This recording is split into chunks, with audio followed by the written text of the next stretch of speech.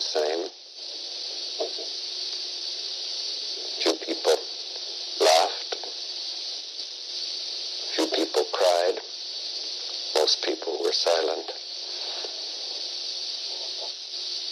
I remembered the line from the Hindu scripture, the Bhagavad Gita. Vishnu is trying to persuade the prince that he should do his duty, and to impress him takes on his multi-armed form and says, "Now I am become death, the destroyer of worlds." I suppose we all thought that, one way or another.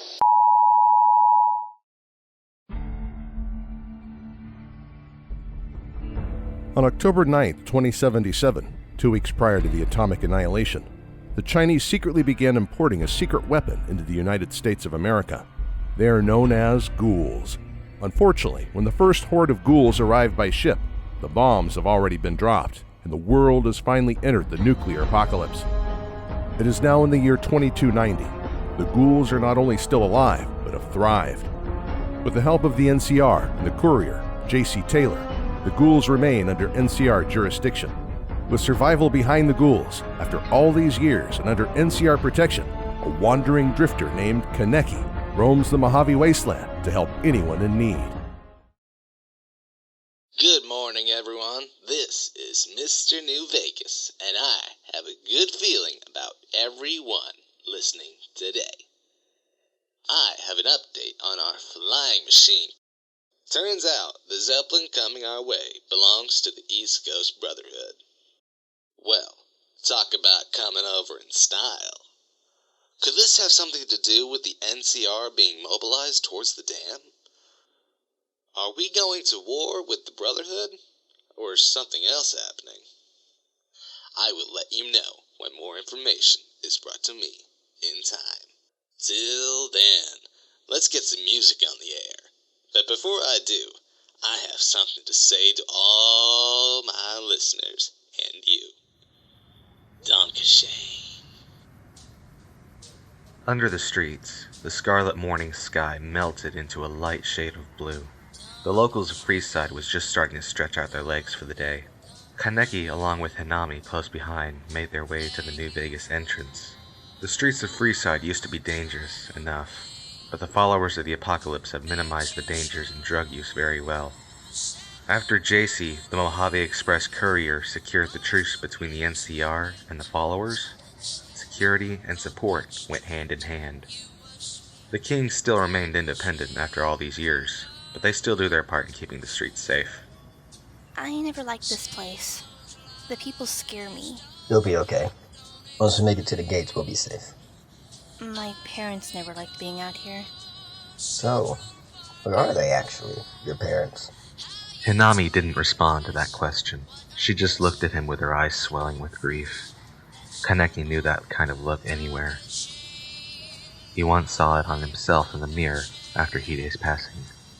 Okay, never mind. The two remained quiet for the rest of their walk to the New Vegas Strip. Kaneki can't stop thinking of what Toka will do when she sees him back. One thing's for sure, she won't be happy to see him at first. Well, here we are. Hinami scooched closer behind Kaneki as the towering one-wheeled robot rolled its way up to the two. Kaneki smiled as the regular Mark II Securitron came closer, with his rugged soldier face on the monitor and rusty helmet. Submit to a credit check or present your passport for entry. Trespassers will be shot. Kaneki rolls his eyes while diving deep in his pockets looking for his old passport.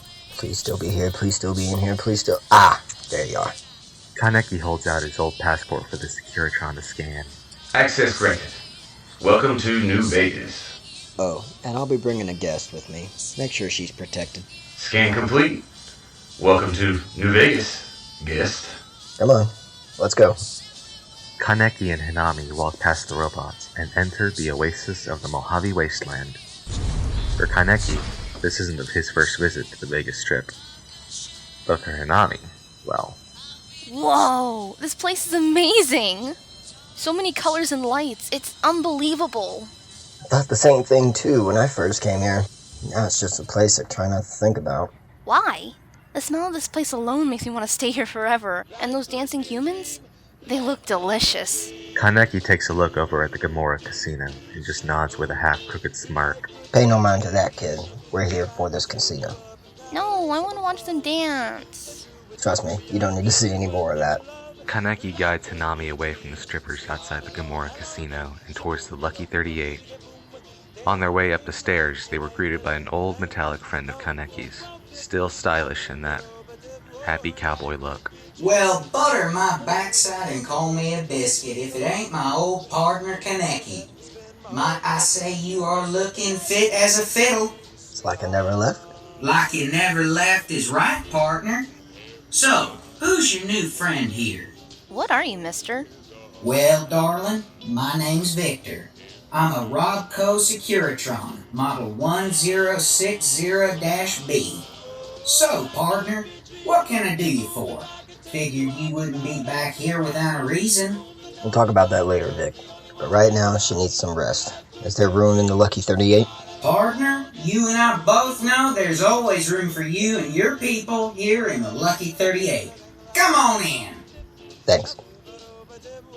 After Caesar's Legion was defeated by the NCR, and with the aid of the courier, J.C. Taylor, the Lucky 38 casino became a safe haven for ghouls like Kaneki.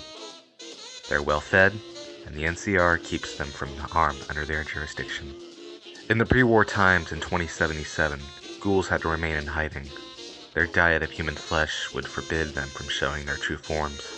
Authorities would kill them on sight, like the CCG or the military. That all changed, of course, when the nuclear bombs fell across the globe. It may have turned into a new chapter on struggle and survival for the humans, but for the ghouls, it was a chapter at a new start. With the super mutants, pre-war ghouls, and ferals, and all kinds of other mutated creatures, it made them fit right in with the world, and that there was no need to hide their true selves anymore. Put two different species together, and leave one with the upper hand, and there's chaos and superiority. Although if there's a variety of species, and all of them struggle in survival, then there's a common goal for everyone to reach. Hinami is dazzled with all the commotion, sights, and smells around her. She's tempted to run around the casino till she's out of energy, and fall to the floor with exhaustion, putting her to sleep. Hey kiddo, welcome to the Lucky 38 Casino. What's your name? Coming from the VIP staircase, Kaneki sees his ex-girlfriend, Toka. He was hoping this wouldn't happen so soon upon returning.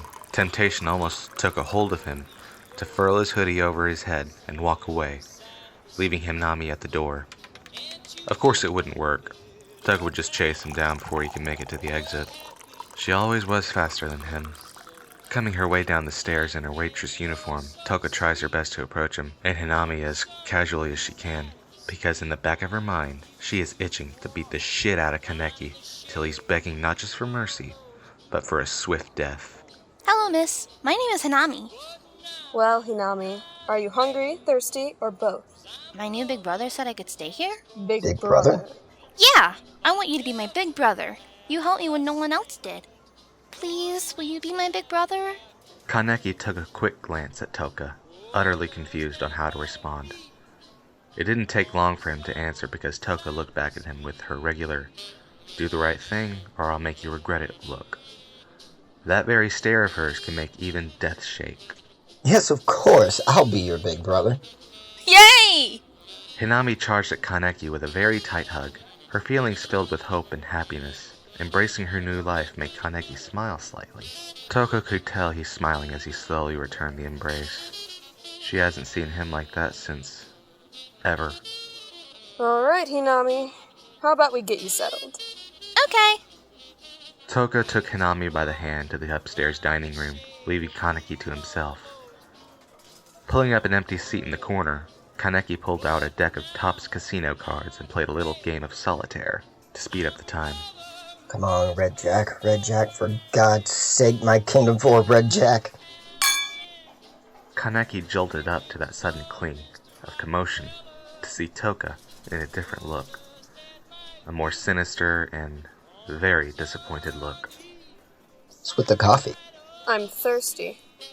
Are you here to talk me into staying, or you just want to punch me for what I said back at Goodspring? Honestly, I wouldn't mind doing both. Well then, I insist. You punch me first so we can just get that over with. Gladly.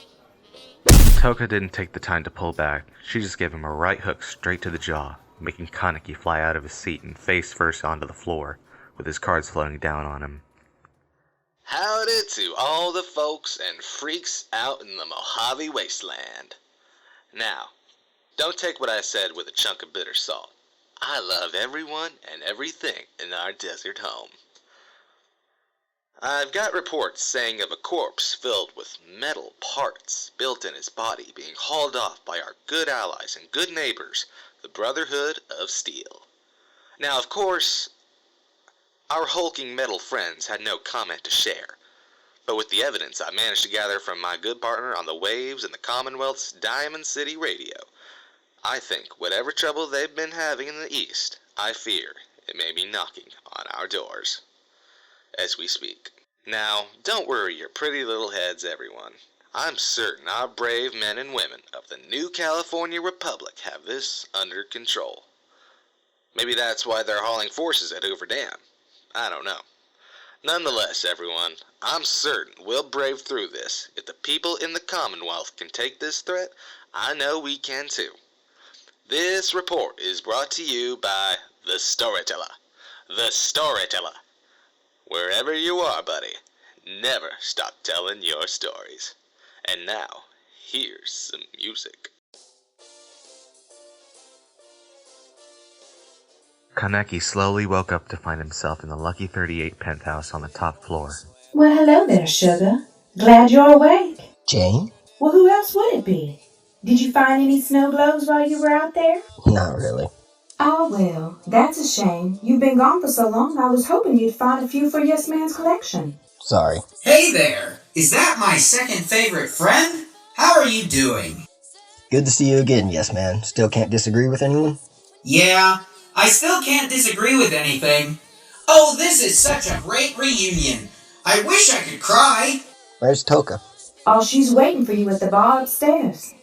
Now get off that couch and go see her. Believe me when I say she's missed you. Right. Kaneki hoisted his feet to the ground and lifted himself off his back from the couch. He just then started to notice that his coat was not around his shoulders, but on the nearby rack, leaving his coat to hang. Kaneki walks up the stairs following the sweet smell of coffee and finds his ex-girlfriend Toka brewing 2 cups this time. I'm not sorry for punching you. You really think I was going to ask you for an apology?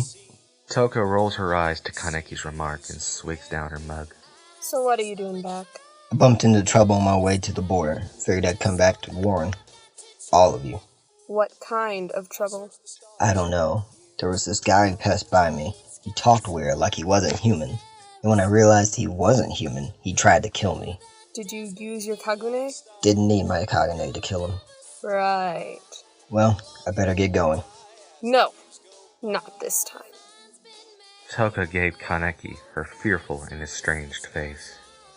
Her eyes were shadowed by her cobalt blue locks, darkening her entire face, leaving her eyes still visible. I'm going with you, and don't think you can say no to me this time. Kaneki tried to remain calm and cold in front of Toka's monstrous stare, but deep in his gut, that stare still petrifies him to this very day. Let's have chance decide for us. Hand a caravan. If you win, you tag along. If not, well... Sure. Let's make it interesting. I wager a week's worth of tips. And here's all the NCR cash I scavenged this week. Let's play. So, I gotta ask, how was life on the road? Quiet and slow. How was life after I left? Quiet.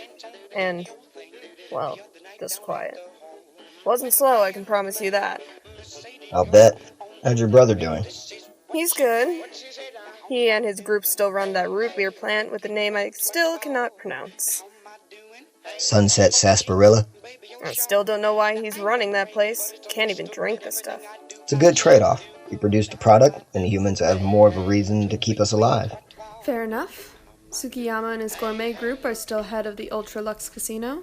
I'm still amazed he cleaned that place out from the White Glove Society. Yeah, it was for the best. I don't mind us eating humans, but humans eating humans? Gross. Does he still want to eat me? Yep. Typical.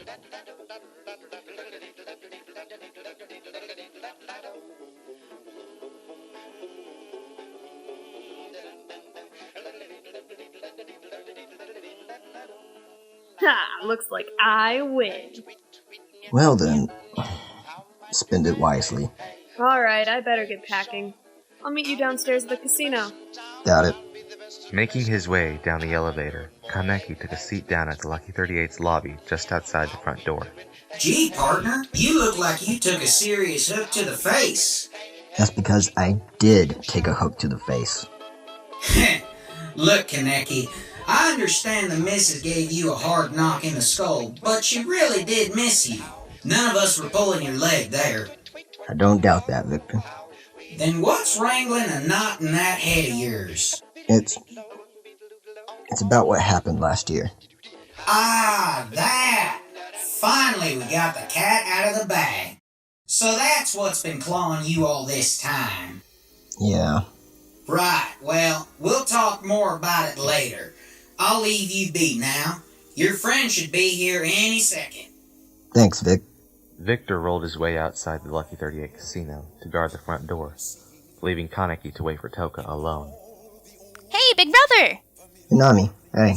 Hinami rushed over to see Kaneki and sat across him from the other side of the couch. How are you doing? You like the place so far? I love it here. My room is so big. It's like the whole house in there. That's the point of a hotel. I am so gonna love it here. You know, there's a school here in the upper floors. I know, that's so cool. Alright, Kaneki, I'm ready to go. Toka came downstairs wearing her green long-sleeve shirt, equipped with a Kevlar vest and her ranger hat. Her 9mm pistol was tucked in its holster around her waist, and of course, she had her M27 assault rifle strapped across her shoulders. Alright, let's get going. Wait, big brother, where are you going? Oh, I have to go somewhere else for a moment. It won't be for long, I promise. Okay. Alright, when I get back, I'll be sure to give you a stroll around the strip. Maybe we can give those dancing women a smell, but we can't eat them. Just remember that. Alright, deal. Good. Come on, Toka, let's get going. Right behind you. Were you talking about the strippers up here? Yeah. She knows where our rations come from, right? Not yet. We'll tell her soon. Alright. Hey, I almost forgot. I have a contact who can help us with this problem you faced. Who? Veronica, you know, JC's wife. The Brotherhood of Steel is liaison for the NCR. Exactly. I called her about the person you killed out in the waste. She wants to meet us at the Vicky and Vance Casino for the full story. The Vicky and Vance Casino? That's quite a walk from here. You've been wandering around the desert all year. I'm sure you can handle it. You're a smart ass. And you're a jerk. Now come on.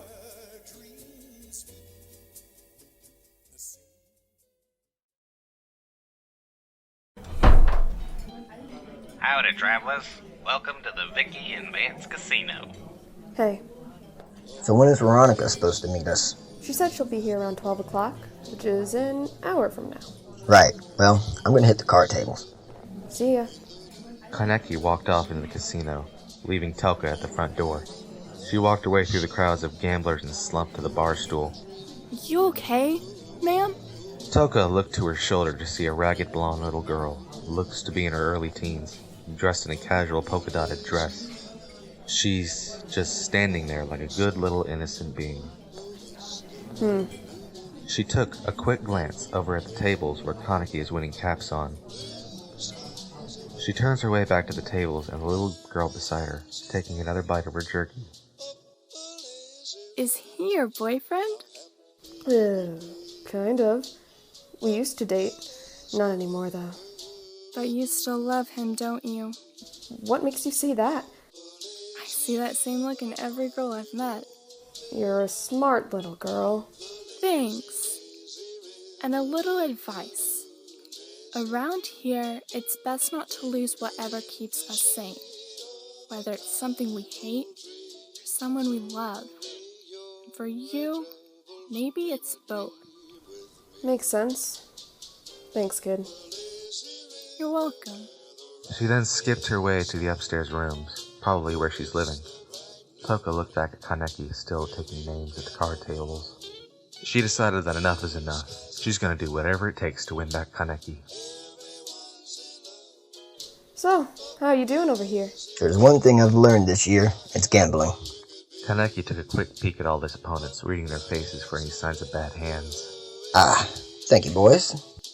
I had a full house. I know, I did too, but mine were full of queens, which beats your house of jacks. Now, let go of my hand and swallow your pride so I can go cash in these chips. Not happening. Give me back my chips, you cheater.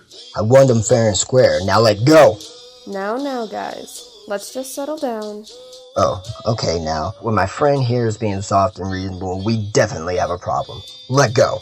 Yeah, you do have a problem, and it's all over the floor.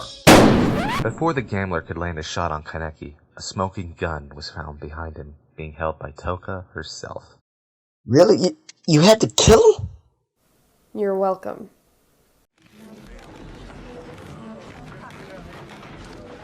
Guys, let's just be gentlemen here. Let's not add more to the graves. 'Cause trust me, there's gonna be a lot of graves if anyone crosses us. Kaneki snared back at Toka, wondering if she's serious or trying to provoke the locals.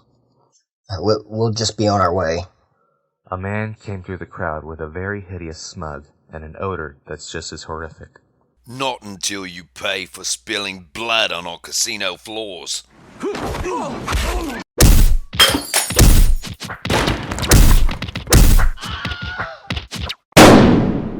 All right, everyone. Cool your jets. And if anyone has a problem with that, you can answer to me and my brothers behind me. Veronica, you are a sight for sore eyes. Good to see you two. Glad I made it before you two could cause too much ruckus. It's all right. Let's get going. We have a vertibird standing by. Come on. Oh, wait. For the repairs. See ya.